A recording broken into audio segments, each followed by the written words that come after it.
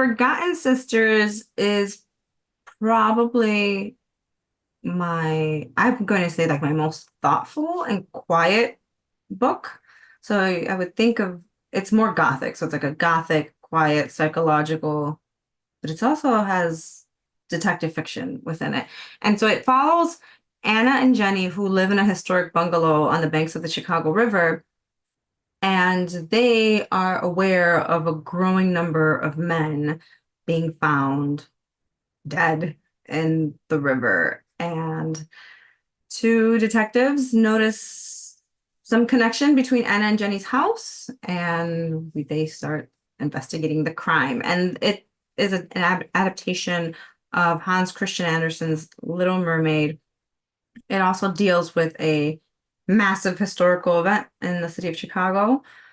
And if you read the novel, you'll know what event I'm talking about, but it is my favorite novel written to date. I think it's a very interesting time to be a creator in any area. Like there's a lot that's competing for our attention. And so if I'm not interested in it, I'm not going to read it. And so I think that's why I throw so much into my novels. And that's upsetting for some people. And then maybe that just means that my novels are not for some people because the some of the feedback I've gotten is like, there's a lot going on. I'm like, yeah, isn't that great? Because I want that interest and I want to create that sense of disorientation.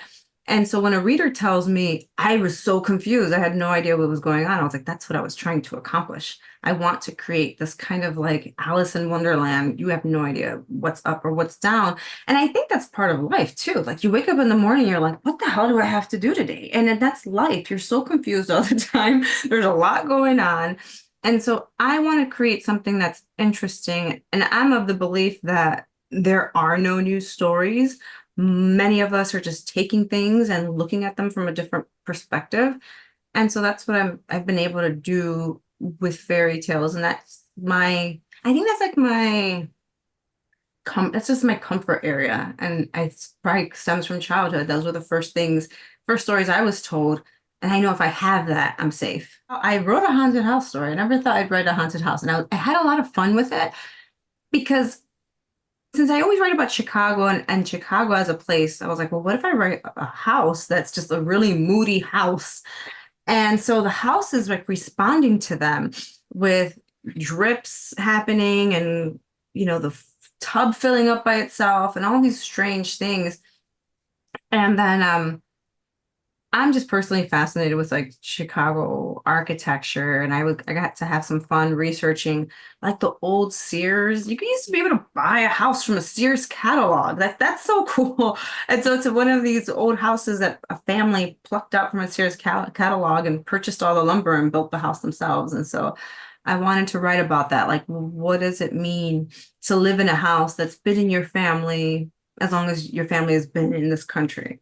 Forgotten Sisters is out March 19th from Thomas and Mercer. I will be kind of visiting a few cities and talking about it. I've submitted my next novel, which it's another fairy tale that deals with Chicago, and this one deals more with Chicago's history with like urban legend. This is like a place that has a lot of interesting urban legends, and I wanted to explore that. So, Paranormal communities.